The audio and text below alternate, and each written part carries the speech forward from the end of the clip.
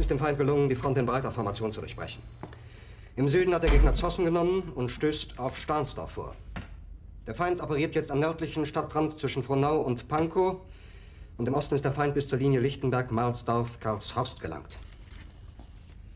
Mit dem Angriff Steiners wird das alles in Ordnung kommen. Mein Führer, Steiner konnte nicht genügend Kräfte für einen Angriff massieren. Der Angriff Steiner ist nicht erfolgt.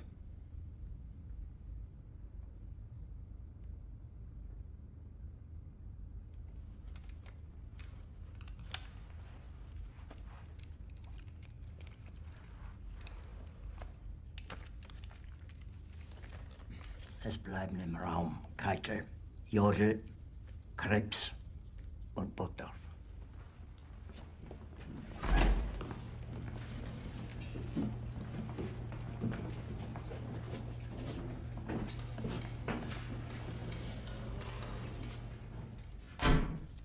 Das war ein Befehl!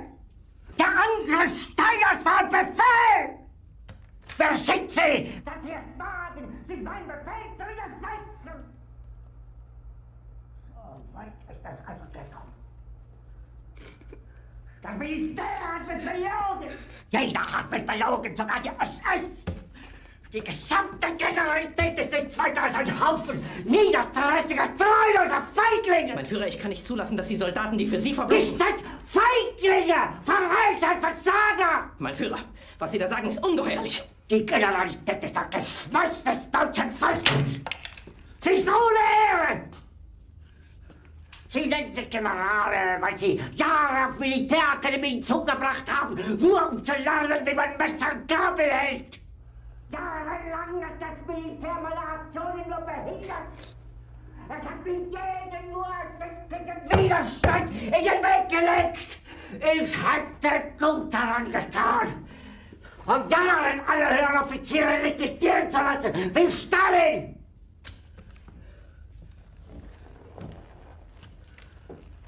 Ich war nie auf einer Akademie.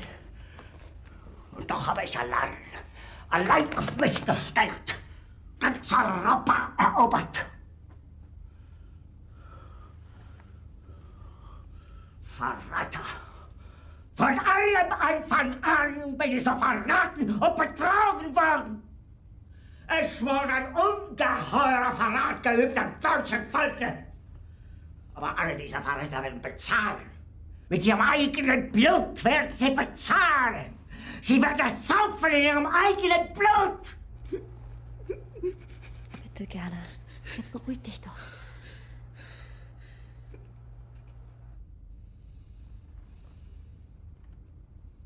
Meine Befehle sind in den Wind gesprochen. Es ist unmöglich, unter diesen Umständen zu führen. Es ist aus.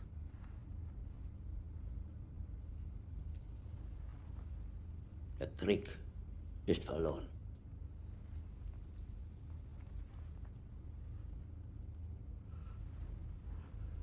Aber wenn Sie, meine Herren, glauben, dass ich deswegen Berlin verlasse, irren Sie sich gewaltig. Eher jage ich mir eine Kugel durch den Kopf.